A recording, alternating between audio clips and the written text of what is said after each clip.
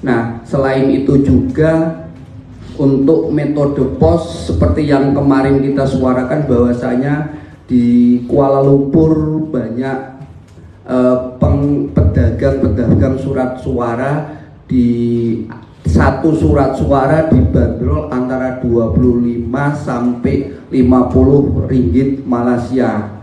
Nah, itulah beberapa ketemuan-temuan kita selama di Malaysia terkait kejanggalan-kejanggalan pemilihan pemilu kemarin.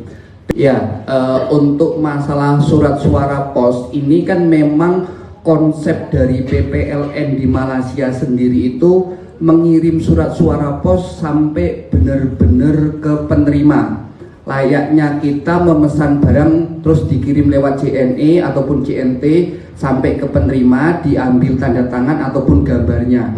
Itu konsepnya. Tapi satu hari sebelum pencoblosan atau tepatnya tanggal 10, saya investigasi sendiri di Kuala Lumpur, di beberapa apartemen yang ada di Kuala Lumpur, di mana di situ memang banyak warga negara Indonesia yang tinggal di apartemen tersebut. Nah, di apartemen-apartemen itu hanya menyediakan kotak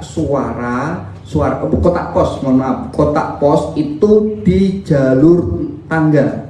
Ketika apartemen itu ada 3 jalur tangga, maka di situ ada 3 kotak pos. Nah, pos itu hanya menaruh di kotak posnya tadi, tidak diberikan ke yang penerima, cuma hanya ditaruh di kotak posnya. Nah, misalkan saya sebagai yang penerima surat suara tersebut, saya sering lalu lalang di situ naik turun, tapi kan saya tidak tahu apakah saya mendapatkan kiriman surat suara pos atau tidak. Saya tidak pernah tahu. Nah, karena ketidaktahuan inilah dimanfaatkan oleh kalau saya mengutip kata-katanya Pak Dubes, Pak Hermono itu pedagang susu, pedagang surat suara.